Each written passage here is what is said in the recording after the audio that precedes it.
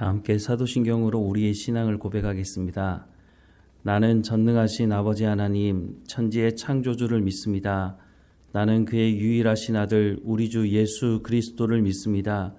그는 성령으로 잉태되어 동정녀 마리아에게서 나시고 본디오 빌라도에게 고난을 받아 십자가에 못 박혀 죽으시고 장사된 지 사흘 만에 죽은 자 가운데서 다시 살아나셨으며 하늘에 오르시어 전능하신 아버지 하나님 우편에 앉아 계시다가 거기로부터 살아있는 자와 죽은 자를 심판하러 오십니다. 나는 성령을 믿으며 거룩한 공교회와 성도의 교제와 죄를 용서받는 것과 몸의 부활과 영생을 믿습니다. 아멘. 찬송가 302장 함께 찬양하겠습니다. 302장 함께 찬양하겠습니다.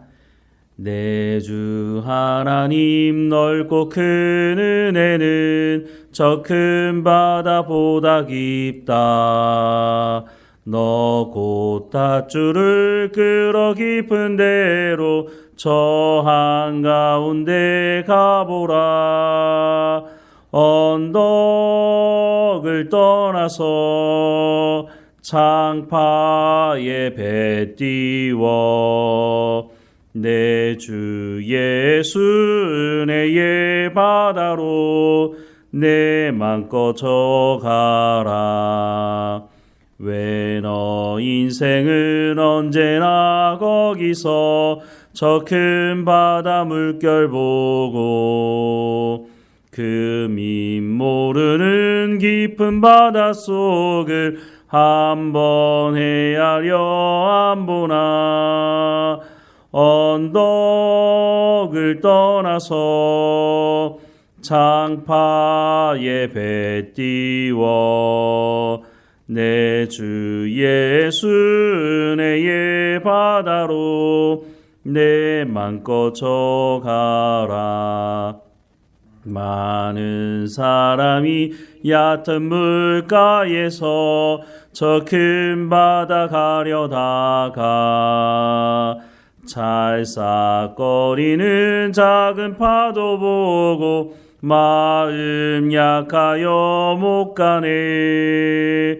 언덕을 떠나서 창파에 배 띄워 내 주 예수 은혜의 바다로 내 맘껏 져가라. 자고 가거라 이제 곧 가거라 저 큰 은혜 바다 향해. 자고 내노를 저 깊은 데로 가라. 망망한 바다로 언덕을 떠나서 창파에 배 띄워 내 주 예수 은혜의 바다로 내 맘껏 져가라. 아멘. 오늘 하나님께서 우리에게 주시는 말씀은 요한복음 1장 6절에서 8절까지 말씀입니다. 요한복음 1장 6절에서 8절까지 말씀 우리 함께 읽겠습니다. 하나님께로부터 보내심을 받은 사람이 있으니 그의 이름은 요한이라.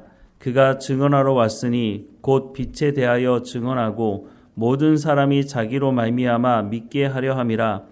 그는 이 빛이 아니요 이 빛에 대하여 증언하러 온 자라. 아멘. 요한복음에서 세례자 요한을 소개하는 말씀인데요. 다시 한번 말씀을 보면 하나님께로부터 보내심을 받은 사람이 있으니 그 이름은 요한이라. 그가 증언하러 왔으니 곧 빛에 대하여 증언하고 모든 사람이 자기로 말미암아 믿게 하려 함이라. 그는 이 빛이 아니요 이 빛에 대하여 증언하러 온 자라라고 말씀을 하고 있습니다. 짤막한 세 절의 말씀이지만 세례자 요한이 어떤 사람인지에 대해서 확실하게 소개를 하고 있습니다. 세례 요한은 예수님보다 6개월 정도 미리 태어났던 사람이었습니다. 세례 요한의 아버지는 사가랴 제사장이었고요. 어머니는 예수님의 어머니 마리아의 친족이었던 엘리사벳이었습니다. 성경에 보면 엘리사벳은 나이가 많았는데 아이를 갖지 못해서 당시로서는 아이를 갖지 못하면 수치스럽게 생각을 했었는데 그런 마음을 가지고 살았습니다. 그런데 어느 날 성전에 제사를 집리하러 갔던 사가랴에게 천사가 나타나서 아들이 있을 것이다 라고 하는 말씀을 하시죠. 이런 내용이 누가복음 1장에 이제 기록이 되어 있는데요. 이렇게 태어난 세례 요한이 사람들로부터 주목을 받게 됐고 세례 요한은 어렸을 때부터 사역을 하기 전까지 빈들에 머물렀다라고 말씀을 하고 있습니다.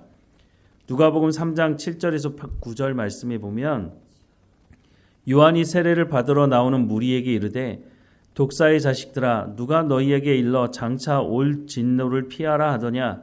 그러므로 회개에 합당한 열매를 맺고 속으로 아브라함이 우리 조상이라 말하지 말라. 내가 너희에게 이르노니 하나님이 능히 이 돌들로도 아브라함의 자손이 되게 하시리라. 이미 도끼가 나무 뿌리에 놓였으니 좋은 열매 맺지 아니하는 나무마다 찍혀 불에 던져지리라 라고 하는 말씀을 통해서 사람들에게 회개를 촉구했었습니다. 그런데 이 말씀을 들으려고 사람들이 광야로 모여들었다라고 말씀합니다. 광야에 뭐 볼 게 있습니까? 아무것도 볼 것이 없는데 오직 세례 요한이 회개의 세례를 촉구하는 이 말씀을 들으려고 사람들이 모여들었다는 것입니다. 또 그 사람들 중에는 세례 요한의 제자가 된 사람들도 있었는데요. 이렇게 많은 사람들이 한 사람을 따르게 될 때에 적지 않은 사람들이 이런 유혹을 받게 되는데 내가 특별한 능력이 있어서 사람들이 나를 따르는 것 아닐까? 이런 교만함에 빠질 수 있는 일이 생기게 되는 것이죠. 그래서 역사 속에서 보면 이런 유혹에 빠져서 이단과 사이비를 만드는 일들도 많이 있어 왔었습니다. 오늘 한국교회 안에도 이런 유혹에 빠진 사람들이 있습니다. 한국 사회가 급속하게 발전하면서 7, 80년대에 농촌에서 도시로 많은 사람들이 모여들었습니다. 그런데 도시에 근거지가 있는 것도 아니고 고향도 아닌 이 도시로 몰려들다 보니 사람들이 그리고 치열하게 경쟁하다 보니 위로받을 곳이 없었습니다. 그런데 이때의 교회가 사람들을 위로하고 이런 역할을 하는데 큰 역할을 했죠. 그래서 많은 사람들이 시골에서 도시로 모였을 때 교회 공동체로 모여들기 시작했습니다.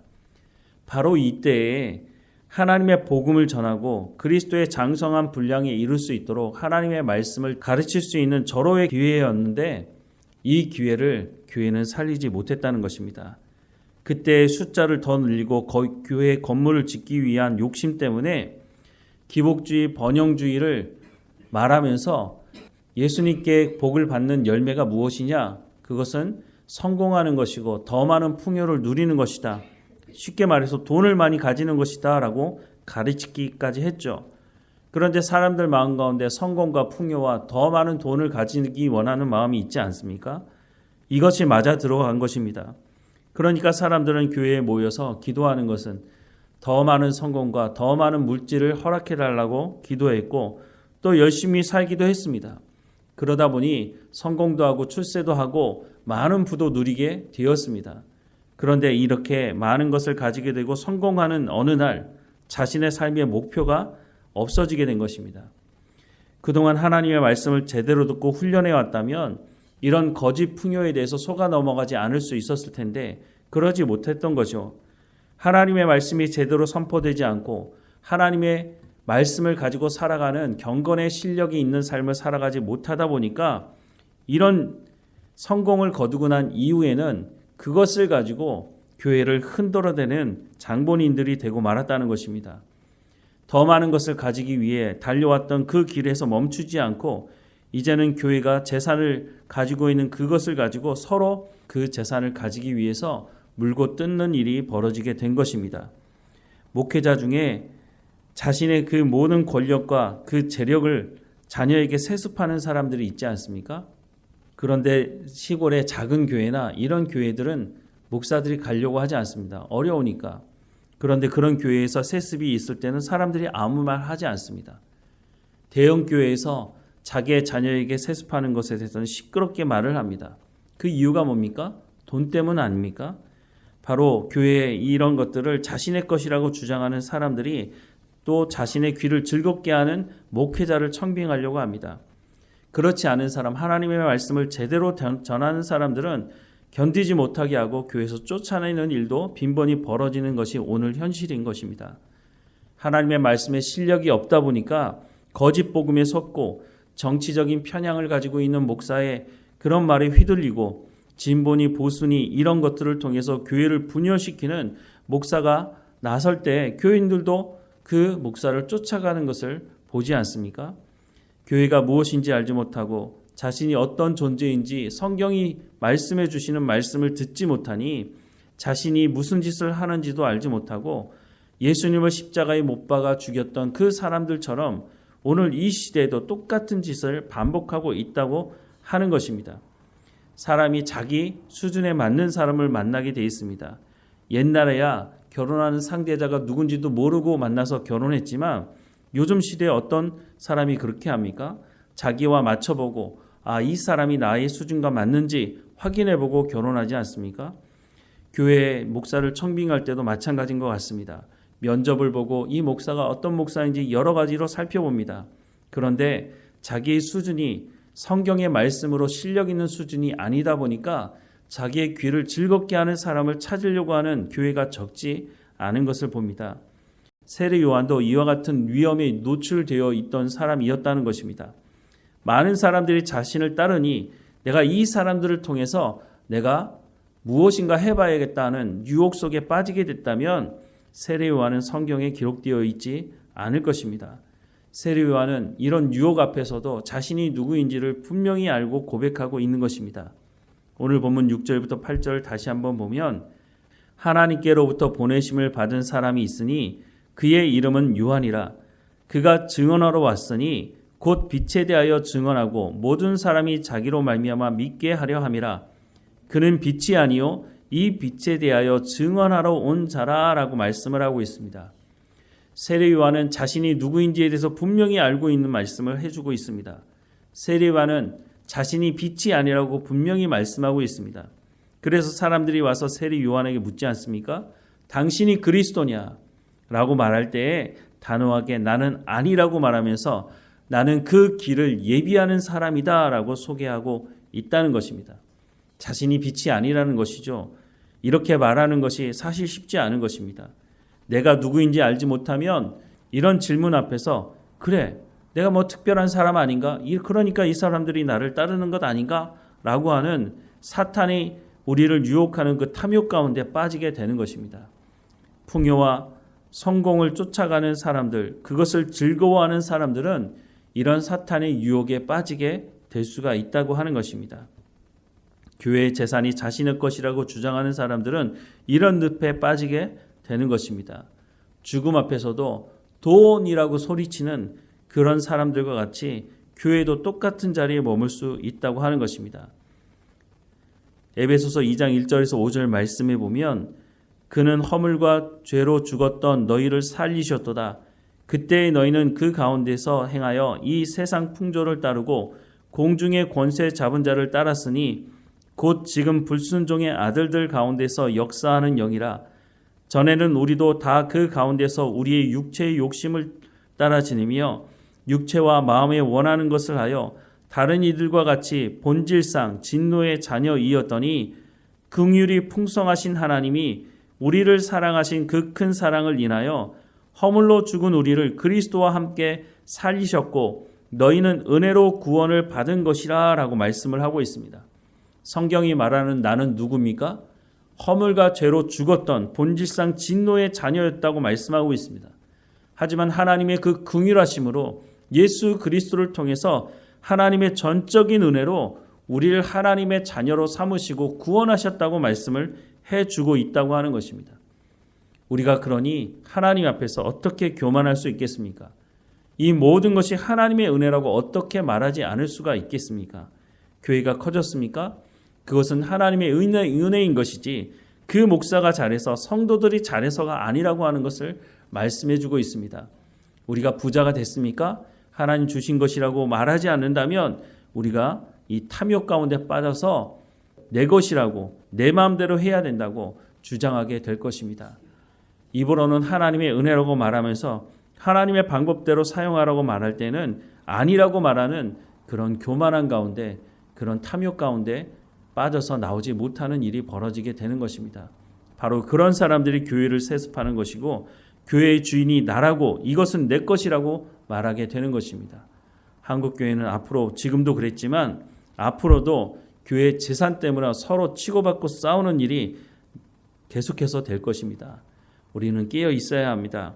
하나님의 것을 하나님의 것이지 하나님의 것을 내 것이라고 도둑질하는 일이 벌어지면 우리가 똑같은 이런 범죄한 가운데 서게 될 것이라고 하는 것을 기억해야 할 것입니다. 하나님의 전적인 은혜라면 그것이 하나님의 것이라고 고백할 줄 알며 하나님의 방법대로 하나님의 뜻대로 사용을 해야 할 것입니다. 오늘도 깨어 있으면서 이 교만한 가운데, 이 탐욕 가운데 머물지 않고 내가 누구인지를 분명히 알고 하나님과 동행하는 우리의 삶이 되기를 주님의 이름으로 축원합니다. 기도하겠습니다. 하나님, 세례 요한이 많은 사람들이 모이는 것을 보며 교만하지 않고 탐욕 가운데 빠지지 않고 자신이 누구인지를 분명히 알아서 예수 그리스도의 길을 예비하는 사람으로 살아갔던 것을 보게 됩니다. 성경은 우리가 어떤 존재인지 분명히 말씀해주고 있는데 이 말씀에 귀를 기울이지 못하고 내가 가지고 있는 지위와 내가 가지고 있는 재산이 그 모든 것이 나라고 생각을 하고 이 모든 것이 내 것이니 내 마음대로 사용해도 된다고 하는 교만한 가운데 빠지지 않도록 하나님께서 주신 것이니 하나님의 방법대로 하나님의 뜻대로 사용할 수 있는 지혜를 우리 가운데 허락해 주옵소서. 날마다 하나님 앞에 깨어있게 하시고 겸손하게 하셔서 하나님의 말씀에 귀를 기울이게 하셔서 우리 가운데 주시는 이 풍성한 말씀의 은혜를 맛보며 살아가는 우리의 삶이 될 수 있도록 은혜를 허락해 주옵소서. 하나님, 이 풍요의 이 성공의 늪에 빠지지 않도록 하나님께서 주셨으니 하나님께 영광을 돌리며 감사하는 우리의 삶이 될 수 있도록 하나님 은혜를 허락해 주옵소서. 날마다 주 앞에 엎드려 겸손하게 하시고 그 겸손함 가운데 하나님께서 주시는 은혜를 누리며 살아가는 우리의 삶이 될 수 있도록 은혜를 허락해 주옵소서. 하나님, 간절히 기도하는 것은 우리의 육체의 연약함을 하나님 앞에 고백합니다. 하나님, 우리의 육체를 강건하게 하셔서 예배하게 하시며 기도하는 자리 가운데 늘 나갈 수 있도록 인도해 주옵소서. 하나님, 늘 깨어서 하나님과 동행하게 하시며 감사하는 이하로 될 수 있도록 인도해 주옵소서. 예수님의 이름으로 기도드립니다. 아멘. 하늘에 계신 우리 아버지, 아버지의 이름을 거룩하게 하시며 아버지의 나라가 오게 하시며 아버지의 뜻이 하늘에서와 같이 땅에서도 이루어지게 하소서. 오늘 우리에게 일용할 양식을 주시고 우리가 우리에게 잘못한 사람을 용서하여 준 것 같이 우리 죄를 용서하여 주시고 우리를 시험에 빠지지 않게 하시고 악에서 구하소서. 나라와 권능과 영광이 영원히 아버지의 것입니다. 아멘.